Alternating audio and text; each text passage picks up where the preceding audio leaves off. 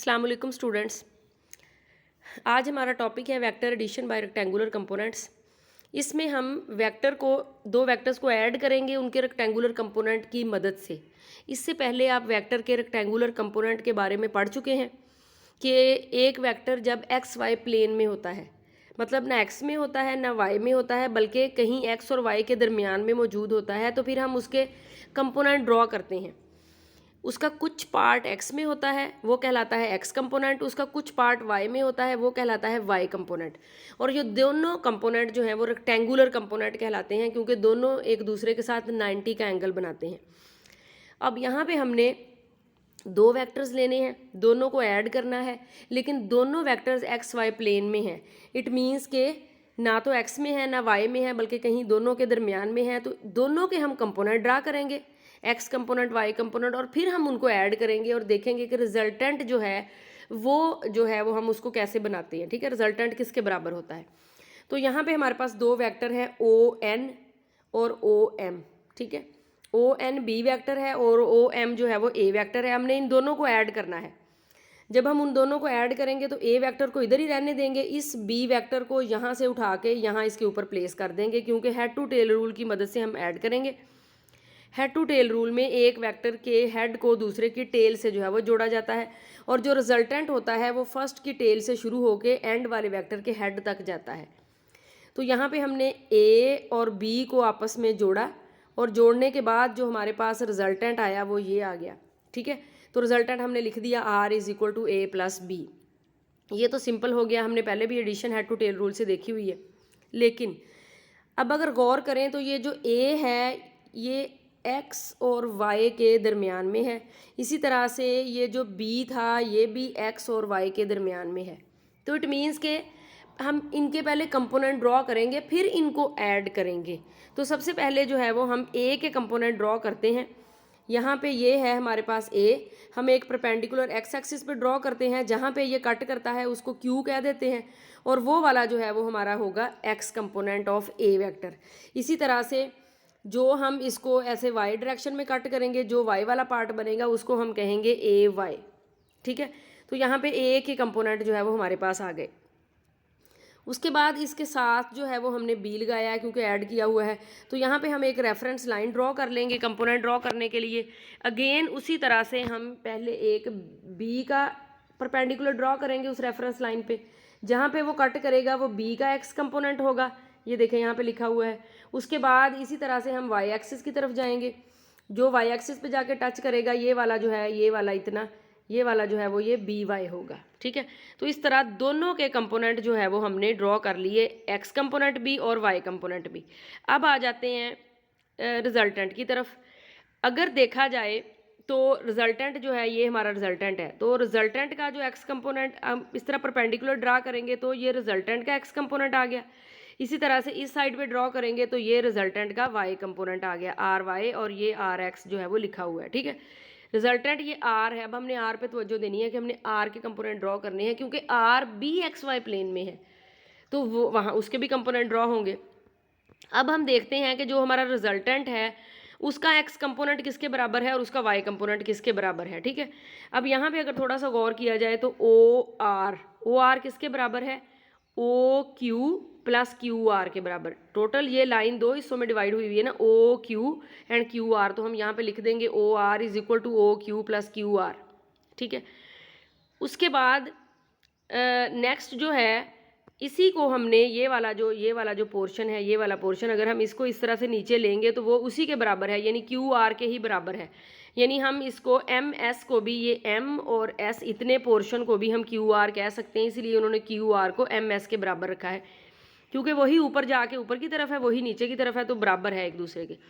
ठीक है, अब जो ओ आर था हमारा वो आर एक्स है, जो ओ क्यू था वो ए एक्स है, यानी ए का एक्स कंपोनेंट है, और जो एम एस है वो बी का एक्स कंपोनेंट है। ठीक है, अकॉर्डिंग टू द ज्योमेट्री हम अगर देखें तो ये पूरी लाइन जो है वो इसके और इसके सम के बराबर है, और ये वाला जो फर्स्ट सम है ये एक्स कंपोनेंट ए का है, और जो दूसरा जो है ये बी का एक्स कंपोनेंट है।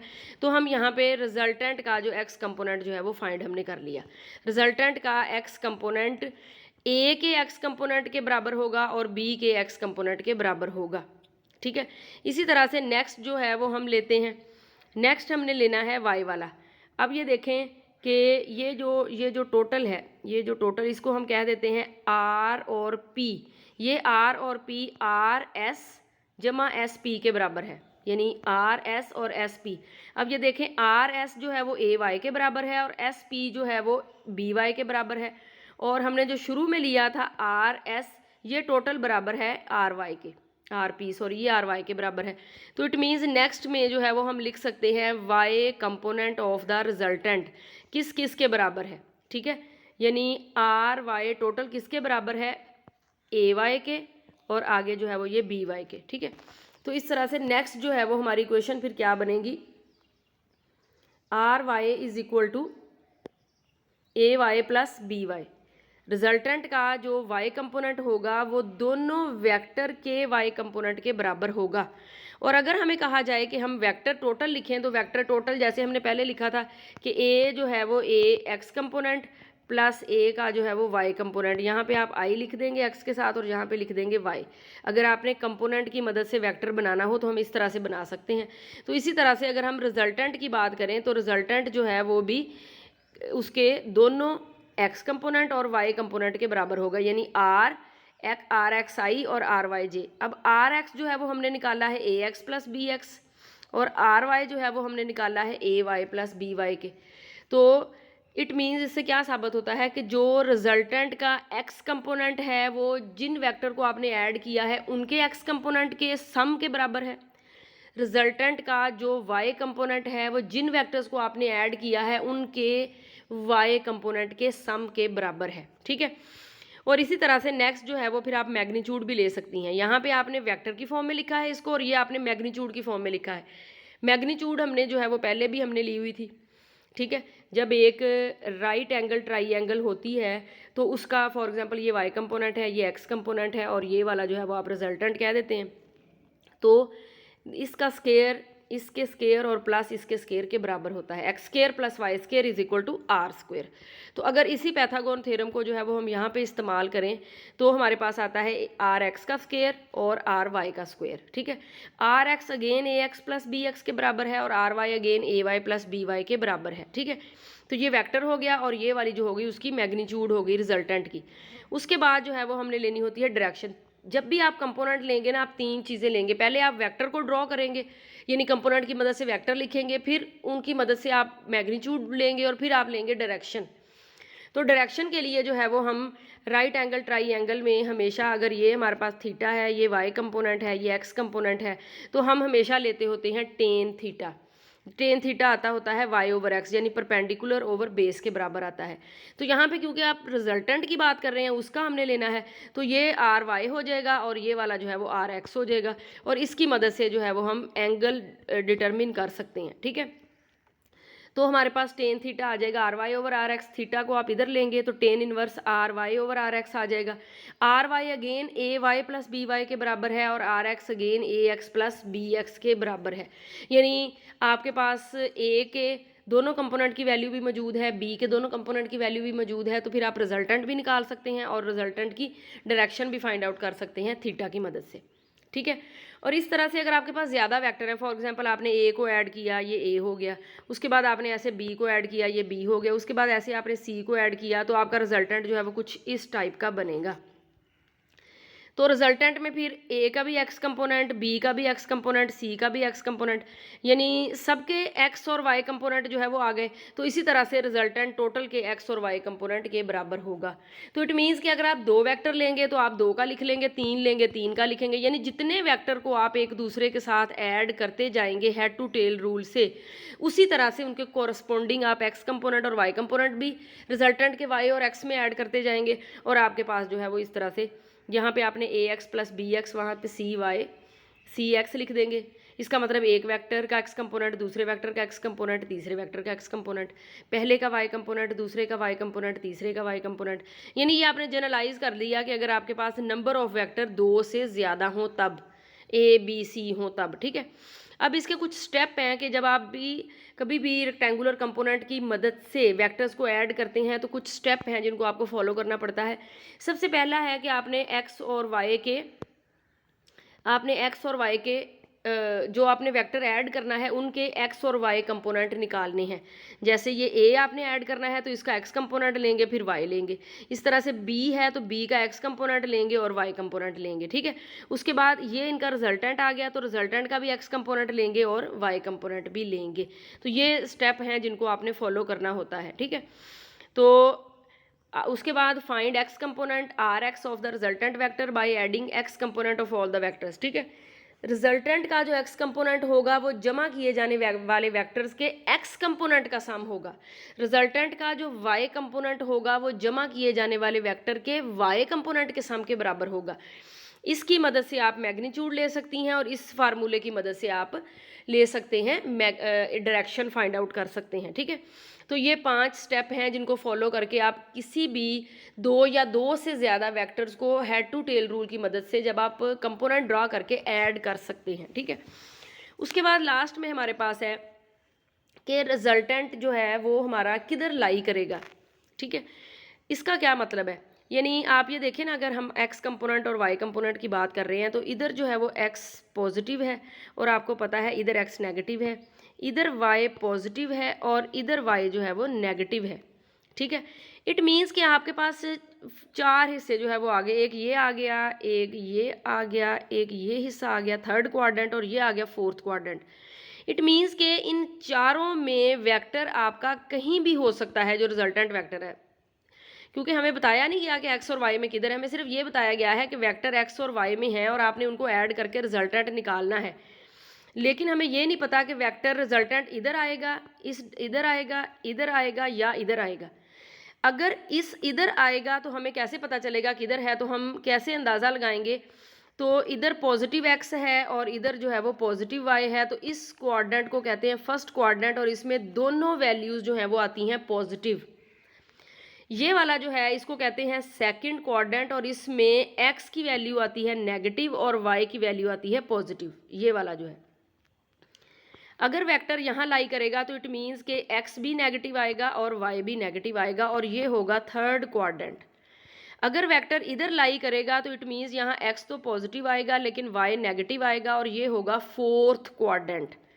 तो इस तरह से एक वेक्टर जब आप उसको दो वेक्टर्स को जब आप ऐड करते हैं तो उनका रिजल्टेंट इन चारों क्वाड्रेंट में कहीं भी लाई कर सकता है। तो आपने डायरेक्शन फिर कैसे फाइंड आउट करेंगे कि किस तरह डायरेक्शन फाइंड आउट करने के लिए हम क्या रूल यूज़ करते हैं, क्या फार्मूला यूज़ करते हैं, ठीक है, वो हमने नेक्स्ट देखना है। वेक्टर इन चारों क्वाड्रेंट में कहीं भी लाई कर सकता है।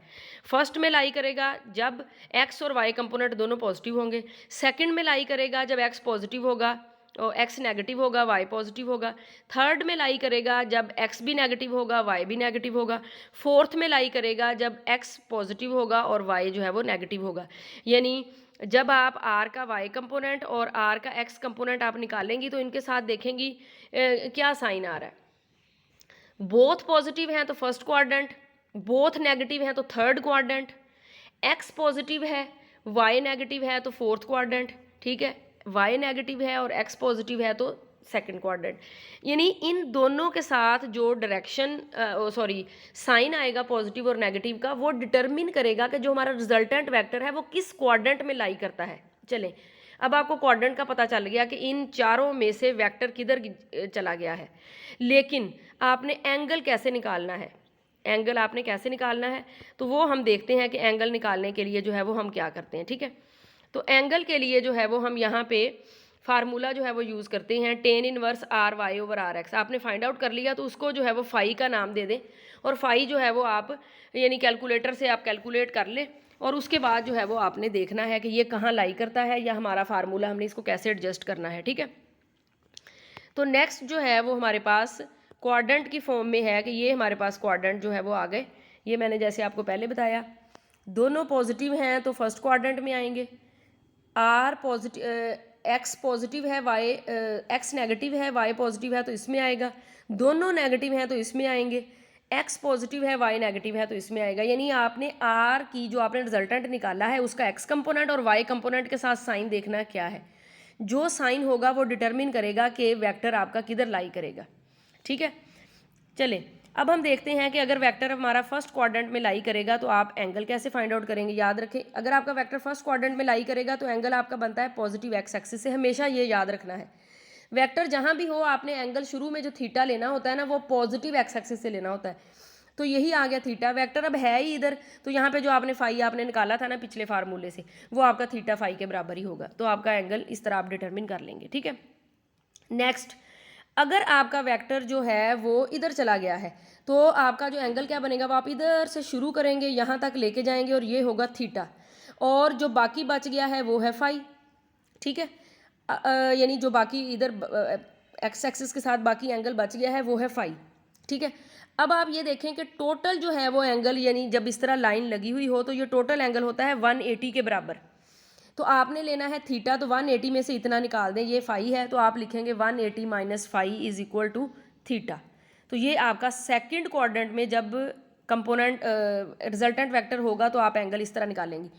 अब आ जाएं थर्ड में। अगर इन केस आपका वेक्टर थर्ड में आता है तो शुरू से शुरू करें और यहाँ तक पहुँचें और इसको कर दें थीटा, और जो बाकी बच गया है इसको कर दें फाई।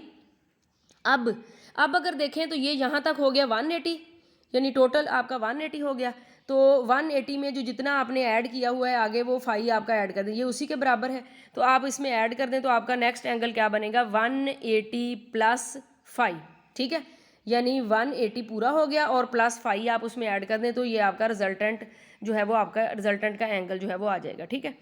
उसके बाद जो है वो अगर आपका वेक्टर इधर आ गया है, फोर्थ क्वाड्रेंट में आ गया है, तो फिर आपने अगेन इधर से शुरू करना है, सारा इधर तक लेके आना है। ये आपका हो गया थीटा, और जो बाकी बच गया है वो है फाई।